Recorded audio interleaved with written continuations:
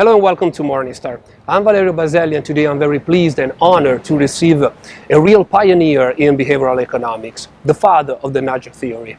Professor at the University of Chicago Booth and awarded in 2017 with the Nobelprijs in economic sciences, Richard Thaler. Thank you, Professor, for joining me today. It's a pleasure. So, behavioral economics is a relatively new and rapidly expanding field of research that at the end of the day says to traditional economists, be aware of irrationality and emotions and all the psychological aspects of human beings. Why these considerations were not taken into account from the start?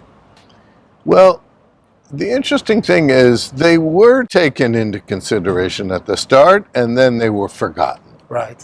So Adam Smith is often thought to be the inventor of modern economics.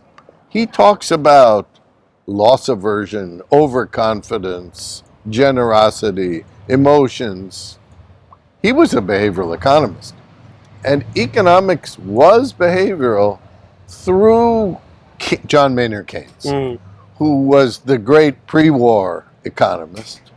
And then economists forgot about people. And they forgot about them for 50 years. Right. And now, thanks to your success, do you think the behavioral side is taken into consideration by current economists, or even more importantly, by decision makers as governments? Well, we're making inroads in economics. So every young economist knows about behavioral economics, and every top department has behavioral economists, Right. and every top journal publishes behavioral economics. It hasn't made its way into the textbooks, Right. because it complicates the story. So undergraduates taking the basic economics course, they may get one chapter, but the professor finds it a little inconvenient. Right. As to decision makers, I would say there's growing understanding, both in governments and in the business community, but it's still, like you say, it's a new field. Right, right. Let's talk about the markets now. The current situation is very challenging, of course. Do you think that despite everything that is going on in the world, the strong correction we are experiencing right now is somehow physiological after a long period of equity markets smashing all-time records, with Wall Street leading the way, of course? Yeah, so when you're in a period that seems to be a bubble, you never know when it's going to end. Right. So if you go back to the tech bubble of the late 1990s, many observers, including me, started to say, look, these tech stocks are overpriced. And in 1996 and 1997 and 1998, and of course the correction didn't happen until 2000. Right. And today we don't know whether this period is the beginning or the end of the so-called correction. It seems clear that some parts of the market were overvalued. Right. But, you can never prove that. And so, these so-called meme stocks seemed transparently ridiculous, but anybody who took the short position lost all their money. Right. But as you said, investors' nerves have been tested in several occasions over the last few years. The outbreak of the pandemic, now the inflationary spike, and of course the war in Ukraine. But if you think about it, even the Greek and the European sovereign debt crisis are not so distant in time, and neither is the subprime crisis in the US. So are we able to learn from the crisis of the past? There doesn't seem to be any evidence that we do learn. You know, traders tend to be young. It's a young person's game, and mostly a young man's game still, because it's one field that women have not made big inroads. But it's a young person's game, and you know I talk to my students about the tech bubble. What was that? Right. Right? That's only 20 years ago. So, and of course, the 1987, when stock markets fell 20% in a single day, nobody knows what I'm talking about.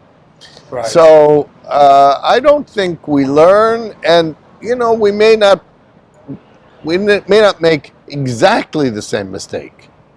We make, you know, that's what I do. I make a different mistake each day, not the same one. And so, who knows? Right. And I understand that as investors, our instincts are most of the time all wrong. But does this mean that we should remove the human component from investment strategies? I mean, is this the solution, to give the decision power to a sort of automatic pilot, or is it preferable a nudge? Well, I would say it depends on the situation. For most individual investors, they are better off using a rule. Let's not specify where that rule comes from, and the reason is their instincts are all wrong. They buy high, sell low. So, you know, if you were smart enough to start selling at the beginning of the year, well, congratulations.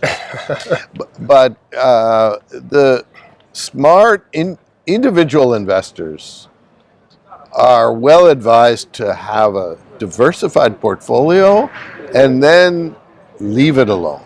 I always tell people, ignore the market, watch the football.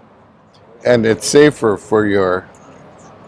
Now, of course, it makes sense to keep rebalancing and keep... but trying to guess whether this is the time to buy the dip, dangerous. I'm not smart enough to do that. And my last question for you, Professor, is now quite common to think that financial advisors should receive some kind of training in psychology as well.